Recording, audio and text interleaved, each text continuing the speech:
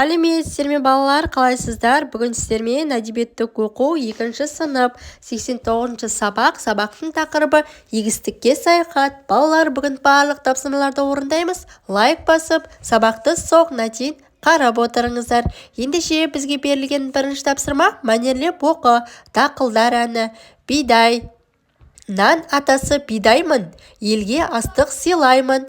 Дәнім толып піскенде қауызыма сыймаймын. Арба әні. Күміс мұртты арбамын, ұрыс құтты арбамын. Еңбек етіп баптаған еліме сый тартамын. Тары. Ақ қарамын, сарымын, мен өнімді тарымын.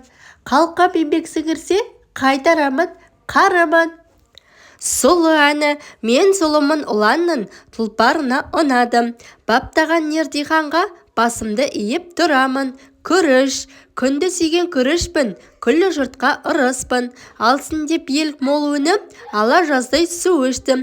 Әдібай табылды. Екінші тапсырма мәтін кейіпкерлерін ата, олар не туралы айтты?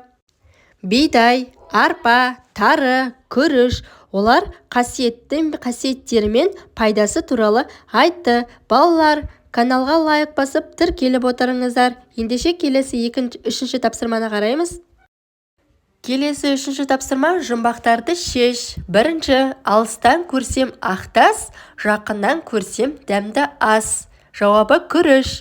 Екінші, ұзын мұртты сарылар, қойынында дәні бар. Жауабы бидай. Үшінші, көктемде ол бір еді, күзде мұң боп түледі. Жауабы дән. Ал ендеше келесі төртінші тапсырма кестені толтыр. Тірек сөздер: астық сыйлаймын, ырыс құтты, нан анасы, өнімдімін, иіліп тұрамын, су көп ішемін, ақ, қара, сарымын, күміс мұртты, күнді сүйемін. Енді мұнда бізде кесте берілген. Кестеде кейіпкер және де пайдасы делінген.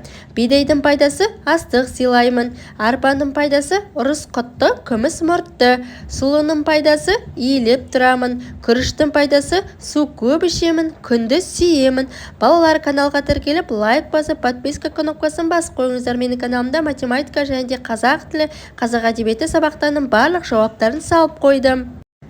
Ал балалар, келесі 5-ші тапсырма сұрақтарға жауап бере отырып, сурет бойынша сөйле делінген.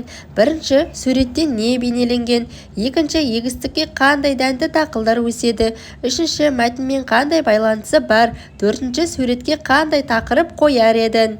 Ал ендеше 5-ші тапсырманың жауабы: суреттегі егістік бейнеленген. Егістікке бидай, жүгері, арпа, тары дәнді дақылдар өседі.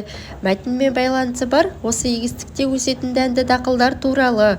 Күздегі қызу жұмыс. Ал балалар, келесі соңғы 6-ші тапсырма. Үлгі бойынша жұмбақ өлеңдер құрастырып көріңдер. Дәнге толы кеңістік, оның аты егістік. Баптап диқан жерін, алады мол егін. Балалар, біздің сабағымыз осымызда аяқталды. Келесі сабақта кездескенше сау болыңыздар балалар.